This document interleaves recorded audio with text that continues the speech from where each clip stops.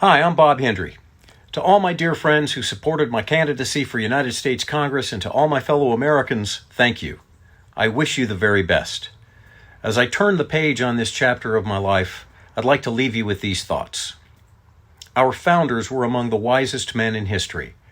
Our nation's system of government is designed to move slowly, with its sets of checks and balances on power.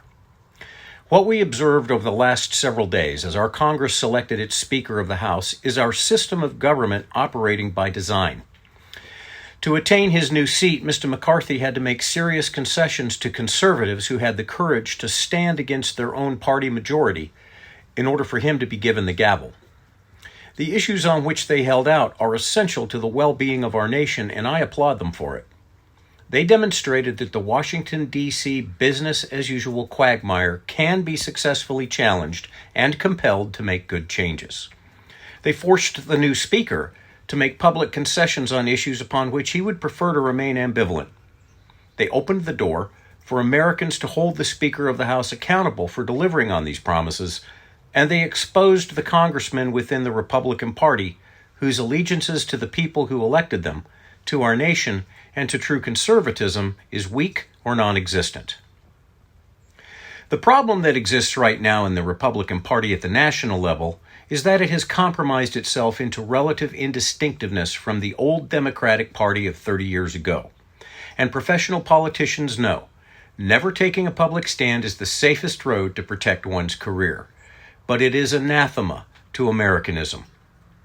Now it falls on us, the everyday citizens of this great nation, to plan the next election cycle and to develop and select the very best people to put in office.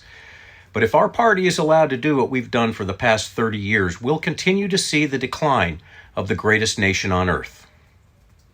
However, if we work hard to help all Americans understand the full potential of true Americanism in human history, and work hard to help Americans engage in the political process at all levels of government, we may save this country.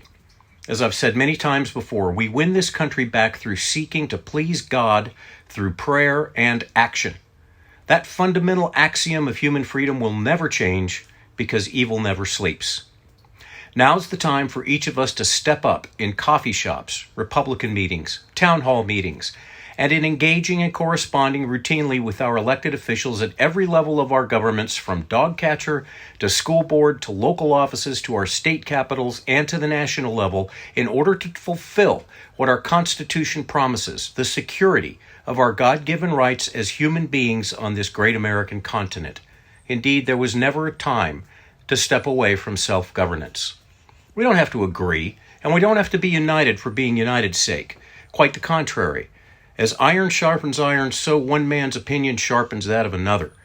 We should use that biblical principle to strengthen our nation as we hold to what is true and find our common ground. It's human nature to look for heroes to do the hard work for us.